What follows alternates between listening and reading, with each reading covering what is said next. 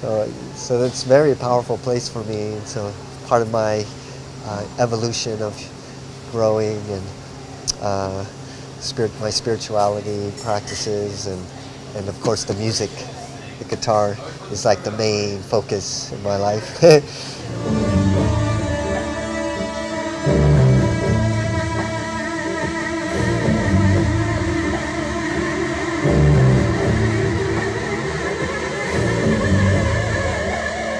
Immediately after I got out of the hospital, I went to Arizona on this 70-acre property where Geronimo lived in that area, him and his tribe, and they fought for over 20 years to save this area from the ranchers and the homesteaders back in 1800s.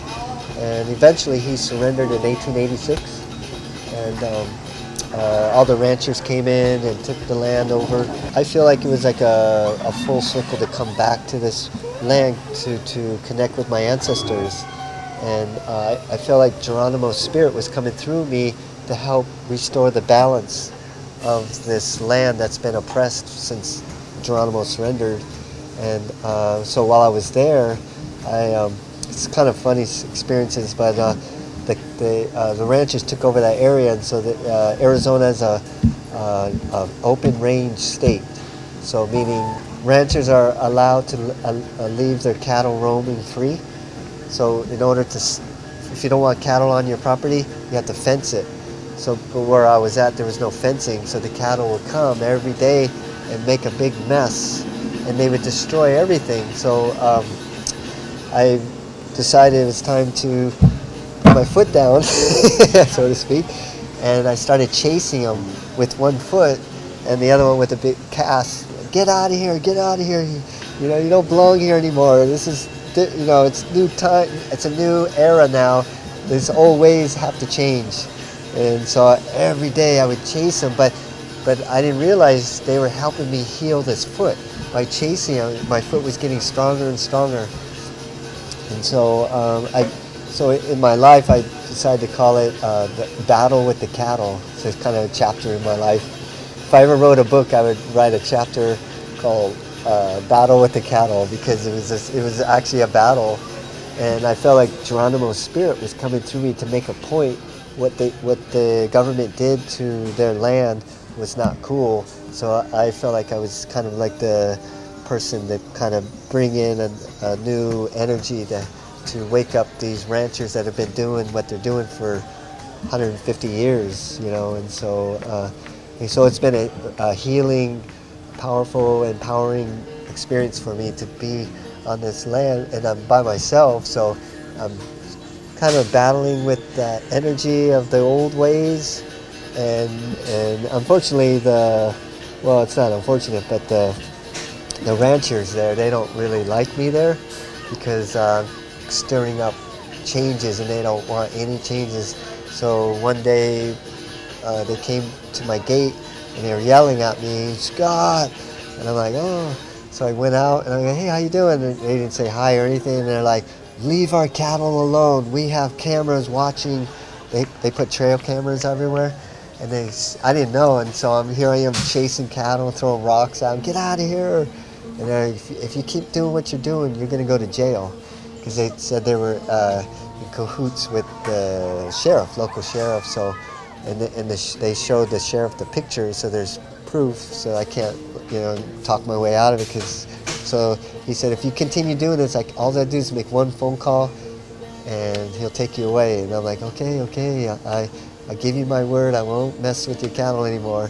But I felt like I made my point, that what you guys did in the past was not cool. So I've been on the 70-acre property now, just with that, I finally put a fence up so I can allow all the plants that used to be there to grow again and flourish. And it's really cool. Every day while I'm on the property, I wake up and I pray the Creator, Great Spirit, asking to bring the water back.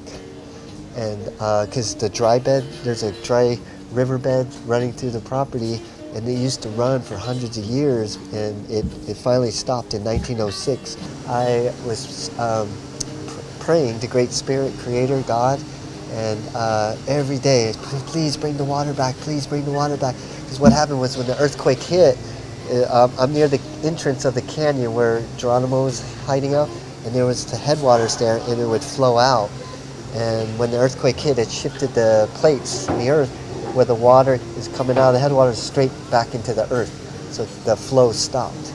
And so for all up until 1906, nothing, no water, just dry. But the cattle were there just grazing and destroying everything. And about 2 months ago, the water started coming back. And I'm like, because I woke up one morning and I hear this shh. I'm like, what's that? What's that sound? Because I wasn't familiar with it. And I started walking around, and sure enough, it was water. I was like, thank you so much. So every day the water's flowing, and I go in the creek and the river and just like give thanks for every drop that comes through. It's just amazing, just that, that water's flowing again. So it's a very powerful place for me, and so part of my evolution of growing and my spirituality practices, and of course the music, the guitar is like the main focus in my life.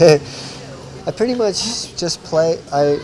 Wherever I'm invited, I play, but I don't have an agent or manager. I mean, it'd be nice, but I just kind of in the flow now. Like after this accident happened, the recent one last year, I'm kind of like not slowing down, but just kind of like allowing it to happen instead of pushing, sending emails, calling promoters. Hey, I want to play at your festival.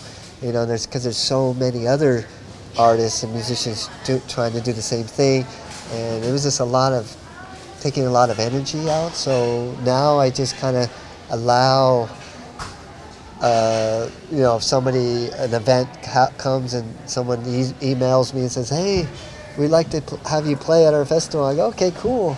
Because then it's more of a appreciative kind of a exchange instead of like, I want to play and push my way in. Like back in the past, I would try to get in festivals, and now I just allow it to happen. If it happens, it happens. So I'm grateful for every event that I get to share the music, the sound healing music to the world.